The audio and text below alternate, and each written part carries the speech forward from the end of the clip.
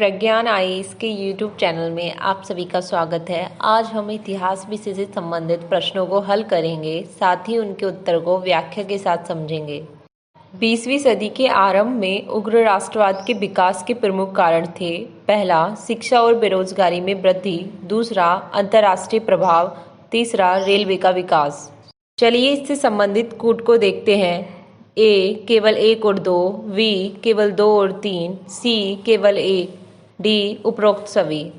उपर्युक्त प्रश्न का उत्तर कूट ए है। आइए इसकी व्याख्या को देखते हैं। 20वीं सदी के आरंभ में भारत में उग्र राष्ट्रवाद के विकास के प्रमुख कारण थे। पहला, ब्रिटिश शासन के सही चरित्र की पहचान। दूसरा, शिक्षा और बेरोजगारी में वृद्धि। तीसरा, आत्मसम्मान और आत्मविश्वास का प्रसार।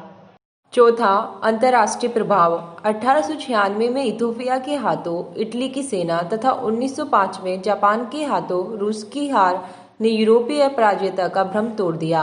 पांचवा, उग्र राष्ट्रवादी विचार संप्रदाय का अस्तित्व। छठा, प्रशिक्षित नेतृत्व।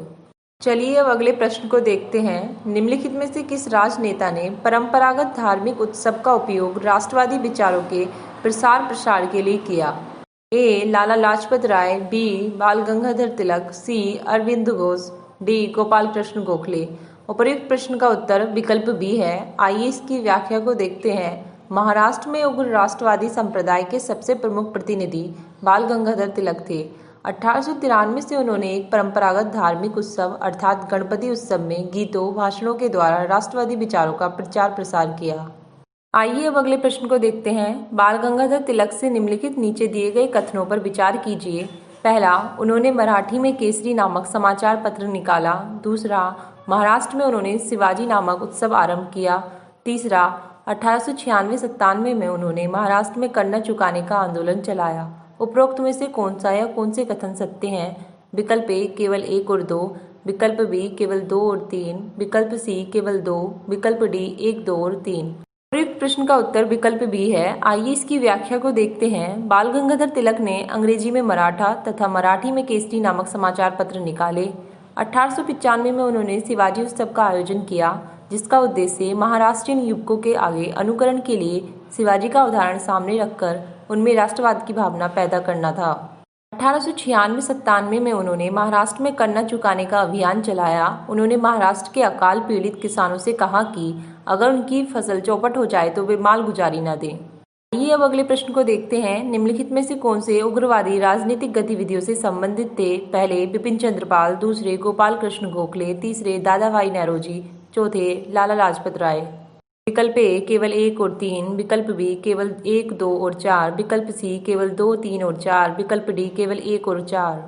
उपयुक्त प्रश्न का उत्तर विकल्प डी है। आइए इसकी व्याख्या को देखते हैं। राष्ट्रीय आंदोलन के उदारवादी या नरमपंथी नेताओं में प्रमुख थे दादा भाई नौरोजी, फिरोज शाह मेहता, बदरुद्दीन तैयबजी, व्योम चंद्र बनर्जी, सुरेंद्रनाथ बनर्जी, आनंद मोहन बोस, रमेश चंद्र दत्त।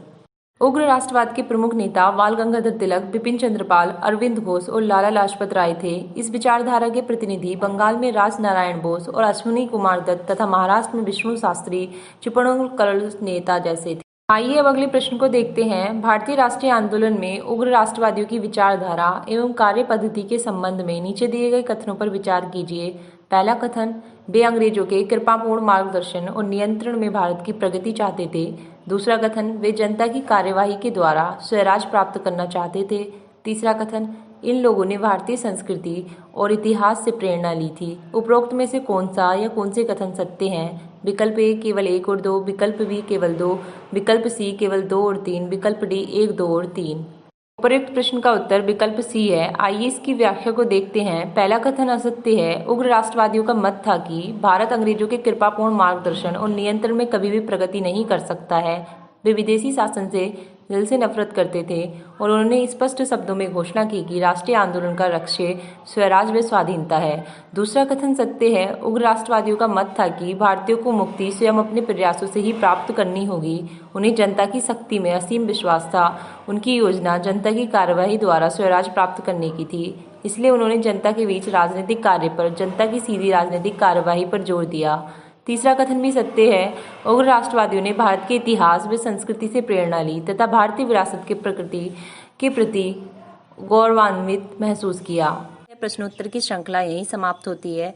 धन्यवाद।